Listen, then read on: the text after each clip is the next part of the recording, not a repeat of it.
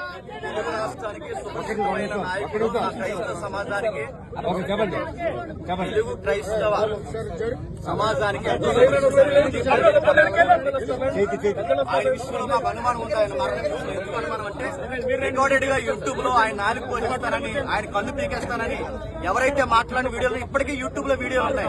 మందుల మందులు ఎవరైతే ఉన్నారో నువ్వు ఎలా బతుకుతారో మేము చూస్తానని ఆయన డైరెక్ట్ వార్నింగ్ ఇచ్చే నెల క్రితం కూడా ఆయన ఏమన్నాడంటే నాకు ప్రాణ సంకటం ఉంది, నాకు ప్రాణ భయం ఉంది, నాకు ఆయనకి ఏదైతే ఉందో ఆయనకి ఇబ్బంది కలుగుతుందని ఆయన స్వయంగా ఆయన ఫేస్బుక్ ఐడీలో ఆయనే పోస్ట్ చేశారు.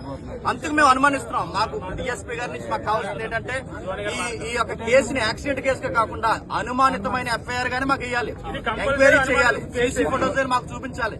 మా దగ్గర ఉన్న వీడియోస్ ఎవరెవరైతే ఆయనకు వార్నింగ్ ఇచ్చారో ఆయన భూమి మీద లేకుండా చేస్తామో ఎవరైతే అన్నారో ఆ వీడియోస్ అన్ని మా దగ్గర ఉన్నాయి. ఆ వీడియోస్ అన్ని మేము డిపార్ట్మెంట్ కి ఇస్తున్నాం. ఇది క్రైస్తవ సమాజానికి చాలా పెద్ద గాయం. మేము ఇలాగే చూస్తున్నట్టు ఊరుకుంటే మా క్రైస్తవులు ఉన్న తలకాయలన్నీ ఎలా తీసుకుంటూ వెళ్ళిపోతారా? ఇదే చేస్తారా? ఇదే జరిగేదా? అంటే మేము మాట్లాడక మాకు భావప్రకటన లేదా? మా సబ్జెక్ట్ మేము మాట్లాడినందుకు ఇంత వార్నింగ్లు ఇచ్చి ఈరోజు మనుషులు లేకుండా చేస్తారా? ఇది మాకు అనుమానం. మా అనుమానాలు తీరాలి. దీనికి డిపార్ట్మెంటే న్యాయం చేయాలి.